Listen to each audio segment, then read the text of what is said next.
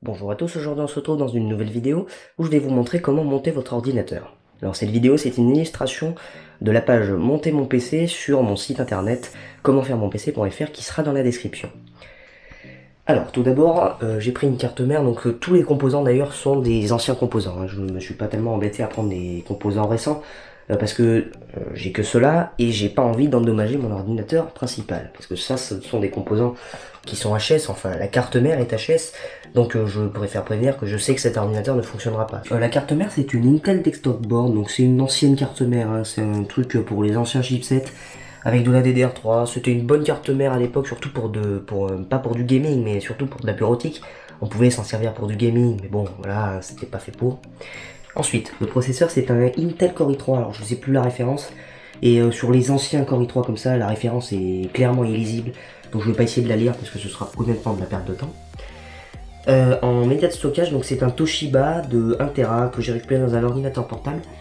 Donc là c'est un 2,5 pouces, mais je vous conseille fortement le 3,5 pouces. Après sinon il y a des alternatives hein, qui existent pour mettre dans les caches de disque dur d'un boîtier. Il faut acheter des... En gros c'est des adaptateurs, vous vissez le 2,5 pouces, donc ce format là, dans une baie 3,5 et ça le transforme en 3,5. Ensuite, alors là j'ai 3 barrettes de RAM, donc ça c'est de la RAM en 1666 MHz en DDR3. J'ai 3 barrettes, mais vous pouvez en avoir une, 2, 3, 4, c'est pareil, hein, ce sera la même procédure. Bon après ça c'est un détail, c'est la pâte thermique. Alors ça par exemple dans la partie monter mon ordi, justement je la conseille fortement parce que la pâte thermique qui est préappliquée, elle est pas fou folle. Sur les ventirades ou les water cooling, enfin remarque sur les ventirades, il n'y a que sur les ventirades, les water cooling il n'y en a pas. En carte graphique, alors ça c'est pas obligatoire, hein, ce sera que si vous voulez avoir des performances gaming un petit peu folichon quoi. Parce que ça très clairement ça fait pas tourner Minecraft à plus de 30 FPS, hein, on va pas se mentir. Ça un peu mieux, mais c'est même encore ancien. Donc ça par contre c'est pas obligatoire que si vous avez un PC par exemple pour de la bureautique. La plupart des gens qui prennent des processeurs de bureautique, ils prennent un processeur de chez Intel ou AMD supportant les qui ont un mini APU, enfin un APU tout simplement. En gros ils ont une partie graphique dédiée en fait. Vous avez une mini carte graphique mais vraiment pas puissante dans les processeurs. Encore AMD maintenant s'en sort vraiment pas mal, hein. Alors ensuite on a une alimentation, donc ça c'est une 460 je crois, je suis pas sûr. Alors ça c'est une... bon remarque on s'en fout. En gros je crois que c'est une 460 watts en alim. Donc une vieille alimentation, hein, franchement qui est très bien pour la bureautique, mais bon, voilà quoi, une alimentation, bon bref. Ensuite on a un petit lecteur graveur, donc j'ai pris ça pour le fun, ramener, il est mort, mais bon c'est pas grave, on va pouvoir le monter aussi. Et le ventirad stock d'Intel, qui d'ailleurs est pas à l'endroit. Alors voilà, donc on va directement commencer par la première étape. On va prendre la carte mère, donc ah oui voilà, donc il y avait aussi le cache, voilà, bon c'est un vieux cache. Il va pas du tout avec cette carte, c'était juste pour illustrer. Vous prenez la carte mère. Alors pensez à vous démagnétiser hein, si vous êtes chargé en électricité statique, attention parce que vous pouvez tuer la carte hein, si vous cherchez à un endroit où il ne fallait pas. On va prendre le processeur pour commencer. Et on va venir ouvrir le socket. Voilà. Désolé pour le bruit, hein, mais bon. Vous allez tenir le processeur donc dans cette face là, c'est-à-dire qu'on peut lire le texte, hein. Bon là ça se voit pas trop mais globalement je pense que vous avez compris. Faites attention d'ailleurs à pas toucher les pins sur les processeurs LGA, donc les processeurs de chez AMD.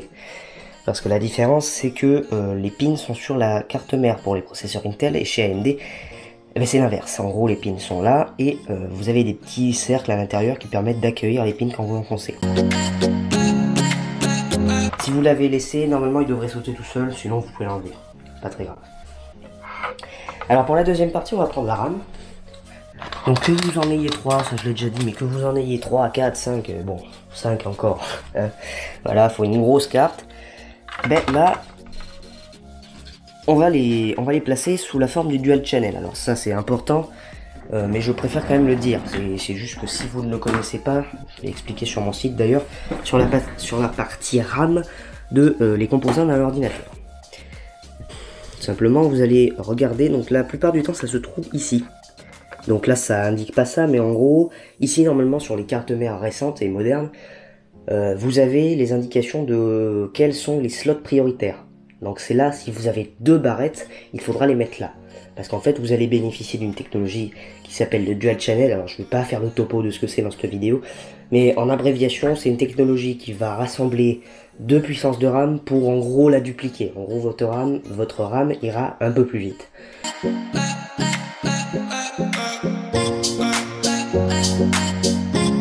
Voilà, donc quand vos RAM sont installés, on va passer au ventirad. Alors le ventirad, c'est pas très compliqué, mais avant de le placer, donc là je l'ai enlevé, mais normalement vous avez, sur les ventirad, une espèce de pâte thermique, enfin c'est une pâte thermique d'ailleurs, pré-appliquée, où vous avez juste à poser le ventirad. Nous, on est malin et on va plutôt préférer une option où on va prendre de la pâte thermique de bonne qualité. Alors je dis pas que toutes les pâtes thermiques qui sont présentes dessus, c'est de la merde, hein, mais dans le doute, je préfère la changer et la mettre avec une pâte thermique que je connais.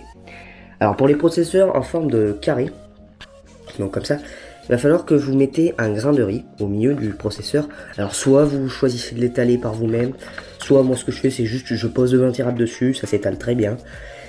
Mais bon, il y en a qui préféreront faire comme ça, donc après c'est à vous de voir. Ou soit vous avez des processeurs donc rectangulaires, donc comme ça.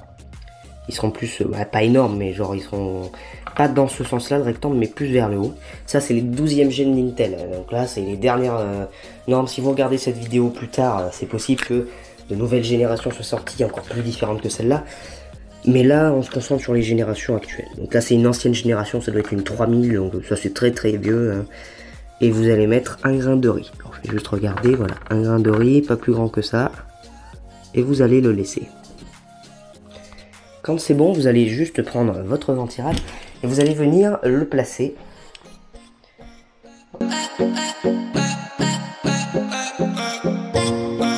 Pour les autres, pour les nouveaux ventirad, vous avez une espèce d'équerre, un truc triangulaire. Donc c'est quelque chose qui va faire comme ça, là, une espèce de croix. Et donc il y en a un pour Intel et pour AMD, ça diffère en fonction. En général, la plupart du temps, c'est fourni dans votre package où vous avez le système de refroidissement en question. Vous avez les 2 croix, donc pour Intel et pour AMD. Comme ça, vous êtes sûr de ne pas avoir de problème. Vous la vissez et ensuite vous avez juste à plaquer votre ventirad ou water cooling directement dessus. Et voilà. Donc là, on a fini pour la première partie du montage du PC. La prochaine partie, on va monter les disques durs. Donc avant, on va monter la carte mère dans le boîtier. On va monter dans le boîtier, quand ça ce sera fini, l'alimentation, le disque dur et le lecteur graveur si vous en avez un. Et ensuite, on s'occupera de la carte graphique, le petit bijou à la fin. Alors je vais compléter cette vidéo parce que j'avais oublié d'en parler, mais pour la partie des branchements, alors ça c'est pas très compliqué, mais là, pour le moment il n'y en a pas eu. Alors, bon, le seul branchement qu'on peut faire maintenant, c'est le câble du CPU. Alors lui, il va se brancher sur CPU fan, qui est juste ici. Je vous prendrai une photo un petit peu plus propre que ça. Bon, après, vous l'arrangez comme vous voulez. Hein. Moi, ce que je vous conseille, c'est de faire un tour au câble. Donc, vous le prenez et vous lui faites faire un tour comme ça autour du CPU. Et vous venez le rebrancher sur le CPU fan. Attention à ne pas le brancher sur pump fan, parce que pump fan, non je suis pas sûr du tout, mais je pense que ça sert pour les pompes de water cooling. D'ailleurs, ce type de branchement pour les ventirad, c'est la plupart du temps les mêmes.